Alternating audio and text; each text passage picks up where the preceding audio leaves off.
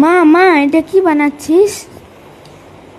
এটা দিয়ে একটা টিফিন বানিয়ে দিই তোকে। সকালে তুই ব্রেডটা এনেছিলি, সেই ব্রেডটা দিয়ে তোকে একটা কিছু বানিয়ে দিই সন্ধ্যাবেলায়। তো এখানে গাজর, শসা আর অল্প হাফ ছোট পেঁয়াজ আর একটা ডিম সেদ্ধ, টক দই আর শেজওয়ান চাটনি। কড়াইতে আমি বাটার দিয়ে রুটিটাকে ভালো করে একটু আগে সেঁকে নিয়েছি। দেন সেঁকার পর এরপরে ভালো করে এটাকে ভালো করে সেঁকতে হবে। সেঁকার পর ডিম সেদ্ধটাকে কুচি কুচি করে নিয়েছি, শসা গ্রেট করেছি, গাজরটাকেও গ্রেট করে নিয়েছি।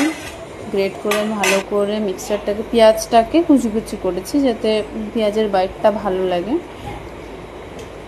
তার মধ্যে একটু পিঙ্ক সল্ট আর ব্ল্যাক পেপার এটা দিয়ে ভালো করে জিনিসটাকে, মিক্সারটাকে ভালো করে মিক্সিং করেছি। দেন তারপর টক দই, ওই টক দই হচ্ছে 1.5 চামচ মতো টক দই লাগবে, 1.5 চামচ মতো। এটাতে মেয়োনিজটা না দেওয়াই ভালো, মেয়োনিজ স্কিপ করাটাই আমার মনে হয় বেটার, কারণ মেয়োনিজ ভীষণ আনহেলদি ফুড, যেটা বাচ্চাদের জন্য একদমই ভালো না। ভেজাল সব জিনিসেই থাকে, তাও আমরা কয়েকটা জিনিস মানে যতটা পারি ততটা অ্যাভয়েড করার চেষ্টা করি। আমি তো করি।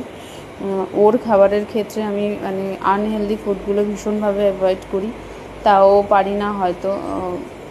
সব কিছুতেই ভেজাল এখন, মোটামুটি সব কিছুতেই আছে, তুমি যতই যাই করে নাও ভেজাল তো তুমি পাবেই খাবারে।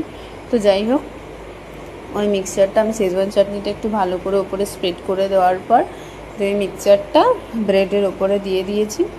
দেন ভালো করে ব্রেডটাকে সেঁকে নিয়েছি। ভালো করে সেঁকলে না ডিমের যে আঁশটা, গন্ধটা, ওটা দেখলাম সুন্দরভাবে কভার আপ হয়ে গেছে। তো ট্রাই করে দেখো, আশা করি ভালোই লাগবে, কারণ আমার তো ভালো লাগলো, ওরও বেশ ভালোই লেগেছে। ট্রাই করে জানিও, খুব ফাস্ট মানে